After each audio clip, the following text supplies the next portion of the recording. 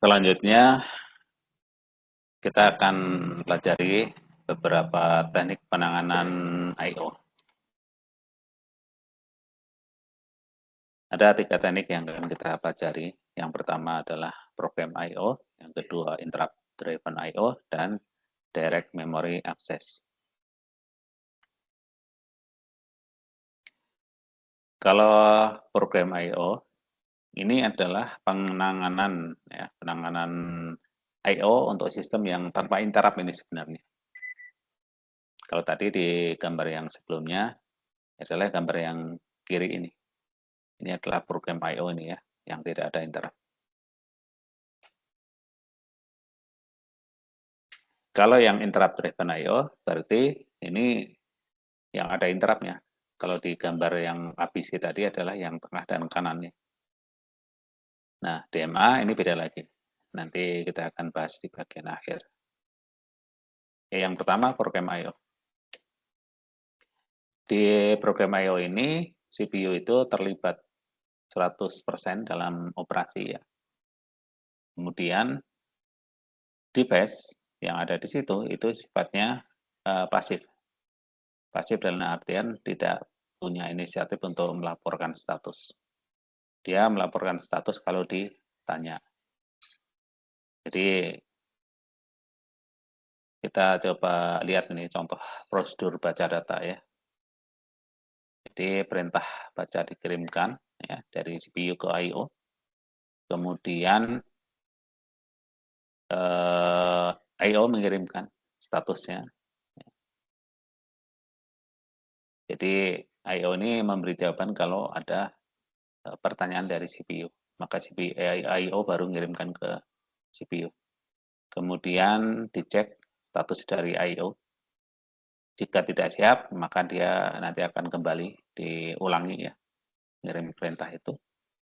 Atau kalau ada jawaban sedang error, ya maka langsung berhenti. Tapi kalau statusnya ready, maka di situ nanti I/O akan mengirimkan ya word atau data yang diminta oleh CPU ya, dari I/O ke CPU. Kemudian CPU menulis word dari I/O tadi ke memori. Jika belum selesai akan diulangi lagi tahapan yang seperti tadi. Jika sudah selesai ya bisa berhenti atau CPU mengeksekusi instruksi yang berikutnya. Jadi di sini CPU yang lebih aktif di program I/O. Ini ilustrasinya. Ya, ini sisi CPU, ini sisi modul I/O, ini aktivitasnya ya. Ngirim perintah ke I/O, modul I/O mengerjakan perintah dari CPU ya. Jadi selama ada proses di I/O ini CPU-nya nunggu ini ya. Nunggu sampai selesai.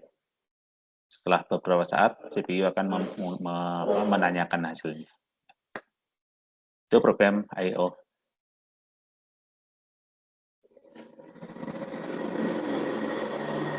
Ini beberapa aktivitas yang bisa terjadi di program I/O. Kemudian pengalamatan I/O. Ada yang disebut dengan memory map I/O.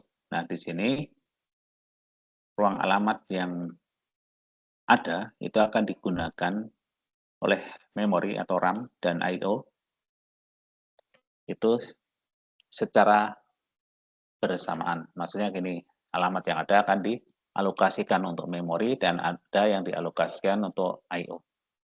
Efeknya adalah alamat untuk memori menjadi berkurang. Seperti sebelumnya kita ketahui misalnya 32 bit, di situ memungkinkan memori itu berukuran 2 pangkat 32 sebenarnya. 4 giga. Tapi karena sebagian alamat itu digunakan untuk memberi alamat device, maka memori yang bisa dipasang menjadi kurang dari 4 giga. Ini memory map I/O. Kalau model yang kedua, isolated I/O, maka 32 bit itu bisa diberikan untuk memori dan I/O. Nah, cuma masalahnya di situ harus ada pembeda atau ID pembeda, ini alamat punya memori atau punya I/O. Ya, masing-masing ada plus minusnya.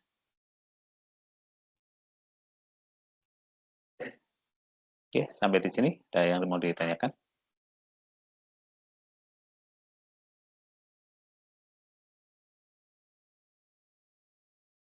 Tidak ada. Baik, kita lanjutkan dengan interrupt driven I/O.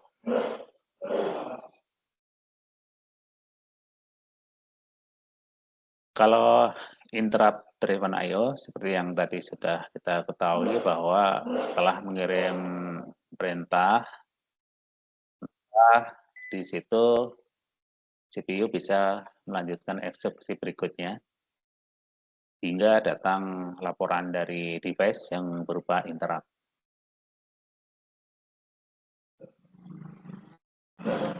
Ya, maka kita bisa ketahui ya, ada hal-hal yang positif atau kelebihan di model ini karena waktu CPU itu tidak terbuang untuk nunggu. Kemudian tidak perlu memeriksa status device terus-menerus. Karena nanti device yang akan memberi laporan. Ini contoh ya, prosedur read ya. Jadi perintah read dikirimkan, maka terjadi aktivitas di device ya. Kemudian CPU bisa lanjutkan mengerjakan pekerjaan yang lainnya. Misalnya mengeksekusi program lanjutannya. Sampai kapan? Sampai ada interrupt atau laporan dari I/O nih. Baru di situ CPU memeriksa laporan tersebut ya. Apakah ada error atau tidak bermasalah. Ya. Jika tidak ada masalah, maka I/O itu akan memberikan data yang diminta ya, ke CPU, CPU menyimpan ke memori. Jika belum selesai, akan diulangi lagi. Ini interrupt driven I/O. Ya, ini yang bedanya ya. Ini bedanya CPU bisa mengerjakan program lain setelah mengirim perintah ke I/O. Sampai datangnya interrupt.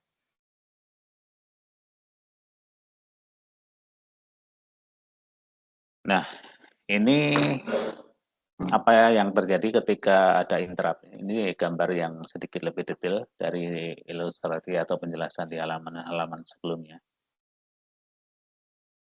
Jadi di sini device mengirimkan interrupt, prosesor menghentikan apa yang sedang dieksekusi, instruksi yang dieksekusi dihentikan, kemudian prosesor memeriksa ya, interrupt, kemudian menyelamatkan PSW itu program status word ya, NPC untuk control stack. Ini adalah isi register prosesor ya.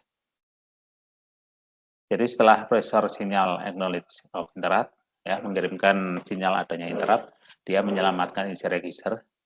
Kemudian prosesor mengisi program counter dengan alamat awal program yang menangani interrupt, misalnya program ISR. Kemudian state reminder of process state information. Nah, yang sudah belajar sistem operasi akan tahu ini bahwa proses itu ada status-statusnya. Itu juga diselamatkan, disimpan dulu. Jadi yang disimpan tidak hanya isi register prosesor sebenarnya ya, tapi status proses yang terhenti itu juga diselamatkan. Nah, setelah itu baru nangani interrupt. Setelah selesai, nah ini dikembalikan lagi ya, status proses yang terhenti dikembalikan lagi, status register yang tadi diungsikan dikembalikan lagi. Jadi di sini ada tambahan ya, ada tambahan aktivitas yang dilakukan oleh prosesor yaitu menyelamatkan ya, proses state. Yang sudah belajar sistem operasi akan paham ini ya. bahwa prosesor itu punya state ya yang isinya macam-macam. Nah, ini gambar yang lebih detailnya. Ini khususnya yang berkaitan dengan isi register di dalam prosesor ya. Jadi yang gambar seperti pita ini adalah memori, kemudian yang kotak ini adalah gambaran prosesor ya. Kemudian di dalam prosesor terdapat sejumlah register, di mana register yang cukup penting namanya program counter, karena program counter itu menyimpan alamat instruksi berikutnya yang akan dieksekusi. Kemudian di memori di sini kita lihat program user itu ditaruh di alamat yang bagian bawah ini ya, misalnya ditaruh sini. Kemudian program yang tugasnya menangani interrupt ya, ISR, itu ditaruh di sini di alamat Y sampai Y plus L ya. Kemudian yang bagian atas ini adalah area di memori yang difungsikan untuk menampung isi dari register di CPU saat terjadi interrupt. Namanya nih area stack. Ya, kalian tahu algoritma yang ada di stack kan ya. Pass in, pass out ya. Jadi gambar yang sebelah kiri ini adalah gambar saat terjadi interrupt. Yang kanan ini gambar setelah interrupt, setelah penanganan interrupt selesai. Jadi kita lihat nih program user pada baris N ini sedang dieksekusi. Kemudian alamat berikutnya ya, alamat N plus 1 itu sudah disimpan di program counter sebenarnya. Alamat berikutnya itu sudah disiapkan di program counter, tetapi terus ada interrupt ya, saat instruksi di baris N dieksekusi ada interrupt, maka N plus 1 dan seluruh isi register di dalamnya itu akan diungsikan di area stack. Karena kalau tidak diungsikan, nanti akan tertimpa oleh program berikutnya yang dieksekusi. Dalam hal ini adalah program ISR ini. Ya, ISR ini kan akan dieksekusi. Untuk eksekusi, dia akan menggunakan semua register yang ada di prosesor. Kalau program user tadi ya, isi registernya ya, isi register CPU yang milik program user tadi tidak diungsikan, maka program yang terinterrupt tidak akan bisa lanjut kembali. Jadi supaya bisa lanjut, dia harus diungsikan dulu. Karena tempatnya akan dipakai oleh ISR, interrupt service routine ini. Jadi kalau ada interrupt, maka program counternya ini akan diisi dengan alamat Y, yaitu ini. Alamat dari program ISR yang fungsinya untuk memeriksa interrupt. Oke, baris per baris, alamat per alamat dieksekusi sampai terakhir baris Y plus L ya. Nah, ini misalnya. Baris Y plus L selesai dieksekusi, artinya pengejakan interrupt selesai, maka isi register yang ada di control stack ini akan dikembalikan ke prosesor kembali. Sehingga program counter akan diisi dengan alamat Y plus L. Y plus L adalah Y plus L ini akan diganti dengan alamat N plus 1. N plus 1 adalah alamat dari program user yang belum sempat dieksekusi. Ya. Yang tadi sempat tertunda. Nah, setelah itu maka program user dilanjutkan kembali. Oke, untuk gambar ini apakah ada yang mau ditanyakan? Pak, izin bertanya, Ya, silahkan. untuk stack pointer itu kayak pointernya untuk stacknya itu ya, kayak topnya gitu. Ya, betul. Nah, kalian udah belajar stack, maka di stack itu ada pointernya. Ya, nah, ini dicatat di sini sebenarnya. Ya. Sekarang ada di mana? Nah, di contoh ini kita lihat ya. Ini stack pointernya ada di T ya, alamat T kan. Berarti saat itu posisi stacknya kosong ya. Nah, pointer kan untuk menunjuk alamat berapa yang bisa diisi data kan. Begitu ada yang masuk, maka dia akan naik ya. Nah, T-1, T-2, dan seterusnya. Apakah kejawab? Baik, Pak. Terima kasih. Ya, ada lagi. Kalau nggak ada, kita lanjutkan. Bagaimana cara mengetahui device yang mengeluarkan interrupt? Jumlah device yang terhubung di komputer itu kan sangat banyak. Sehingga yang bisa mengirimkan interrupt juga jumlahnya banyak. Bagaimana komputer tahu device mana yang mengirimkan interrupt?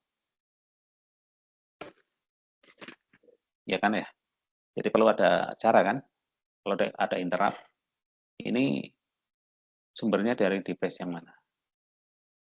Nah, ada beberapa cara yang bisa digunakan. Yang pertama adalah di setiap device itu dilengkapi dengan satu jalur khusus untuk interrupt. Jadi ini jalur fisik ya. Kalau ada 10 device berarti ada 10 jalur fisik atau 10 kabel. Kalau ada 100 device, jadi harus dibuat 100 jalur. Jadi satu modul, satu jalur. Satu device, satu jalur. Ya tentu modul ini memerlukan device yang memerlukan hardware yang lebih banyak ya, karena jalurnya harus sebanyak jumlah device-nya. Tentu ya dari sisi desain tidak praktis dan tentu jadi lebih mahal ya. Karena semuanya diwujudkan dengan fisik. Tapi kalau model ini dipakai, pasti ya dia bisa lebih cepat untuk bisa mengetahui, langsung ketahuan ya jalur di mana itu sesuai dengan device-nya. Model yang kedua adalah software polling atau polling.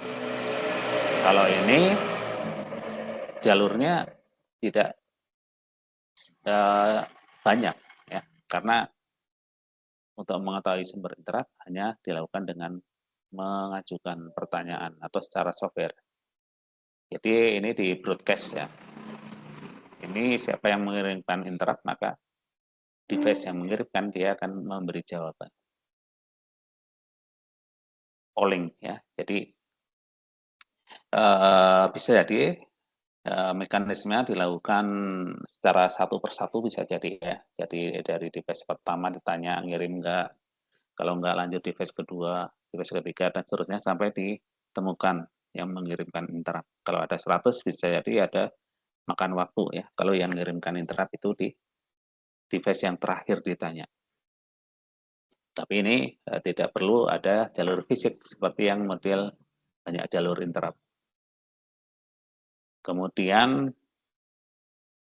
ada yang disebut dengan hardware pool atau DC change. Nah, di sini ini hampir sama seperti software pool sebenarnya ya. Kalau software pool ini kan tidak ada jalur fisik yang digunakan. Kalau yang hardware pool ini ada ya.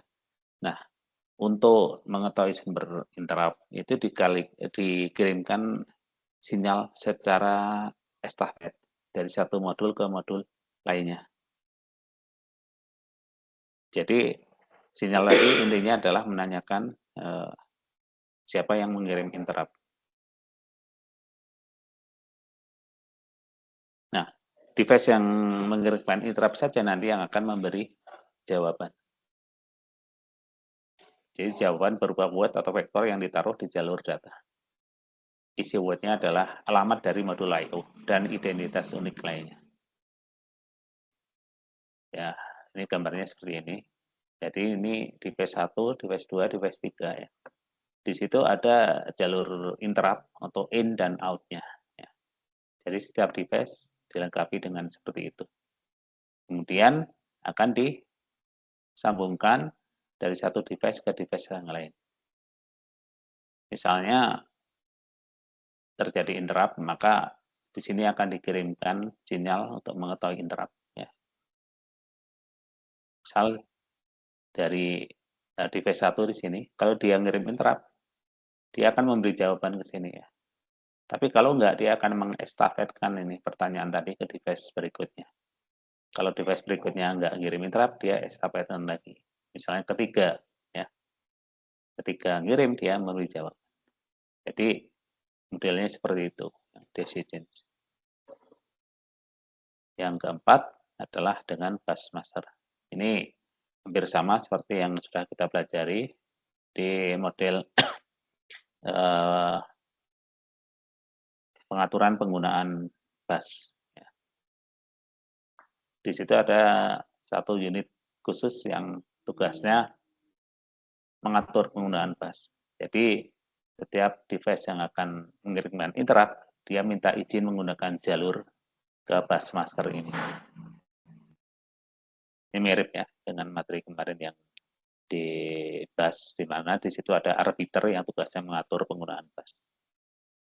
Jadi jalur interrupt-nya cukup satu, semua device menghubungi bus master kalau mau ngirim interrupt. Nanti bus master yang mengatur.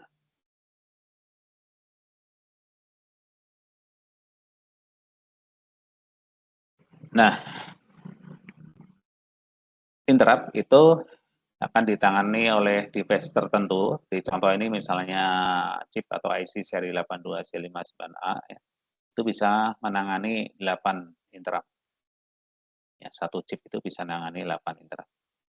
Nah, kalau device yang terpasang itu banyak, maka interrupt-nya juga bisa banyak, sehingga agar bisa menangani interrupt yang banyak, maka dirangkai ya, seperti ini. Jadi satu device tadi hanya 8 interrupt, maka setiap inputnya itu akan disambungkan dengan device yang sama, ya, output dari device tadi, ya, ini INT interrupt, di mana pada akhirnya akan bisa ditangani sebanyak 8 kali 8, 64 device atau interrupt dengan dirangkai seperti ini. Baru nanti device yang terakhir ini interrupt-nya dikirimkan ke prosesor. Di prosesor ada pin interrupt. Jadi pin interrupt ini kalau aktif, maka prosesor akan menghentikan apa yang sedang instruksi yang dikerjakan. Ini contohnya bagaimana device bisa menangani banyak interrupt. Kemudian ini contoh gambar modul I/O. Ya, contoh modul I/O ya seri 82C55A, ini sekedar contoh aja ya. Nanti kita lihat di sini contoh penggunaannya adalah ini. Jadi modul I/O ini digunakan untuk menangani dua buah device. Dalam hal ini adalah untuk di keyboard dan display. Jadi satu modul ini menangani dua device, keyboard dan display ya. Misalnya di komputer, layar untuk ke layar monitor, ini ke keyboard. Nah tadi yang gambar detail tadi ya, seperti ini. Ini digunakan untuk menangani dua device ini. Oke, sampai di sini apakah ada yang mau ditanyakan?